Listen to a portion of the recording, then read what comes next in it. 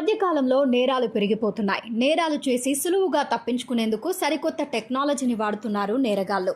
అయితే అదే టెక్నాలజీని యూజ్ చేసి నేరస్తుల్ని పట్టుకోవడానికి సరికొత్త టెక్నాలజీని కనిపెట్టింది ఆస్ట్రేలియాలోని ఫ్లిండర్స్ విశ్వవిద్యాలయం పరిశోధకులు. అదేంటో ఈ స్టోరీలో చూద్దాం. నేరం చేసిన చోట తమ వేలిముద్రలు పడకుండా, ఇతరాత్ర ఆధారాలు దొరకకుండా జాగ్రత్త పడే జాదుగాళ్లను కూడా పక్కాగా కనిపెట్టేందుకు ఆస్ట్రేలియాలోని ఫ్లిండర్స్ విశ్వవిద్యాలయం పరిశోధకులు సరికొత్త విధానాన్ని గుర్తించారు. ఇందులో నేర ప్రదేశంలో గాలిలో నుంచి మానవ డిఎన్ఏను సేకరించి విశ్లేషిస్తారు. మనుషులు మాట్లాడినప్పుడు, శ్వాసించినప్పుడు కూడా వారి డిఎన్ఏ ఆనవాళ్లు వాతావరణంలోకి విడుదలవుతుంటాయని పరిశోధకులు తెలిపారు. వాటిని అక్కడి వాతావరణం నుంచి సేకరించొచ్చని పేర్కొన్నారు. ఏదైనా గదిలో ఎయిర్ కండిషనింగ్ యూనిట్ల ద్వారా వాయు ప్రసరణ జరుగుతున్నప్పుడు డిఎన్ఏ ఆనవాళ్లు అక్కడి ఘన, ద్రవ ఉపరితలాలపై స్థిరపడుతుంటాయని, గాలిలోనూ తిరుగుతుంటాయని వివరించారు.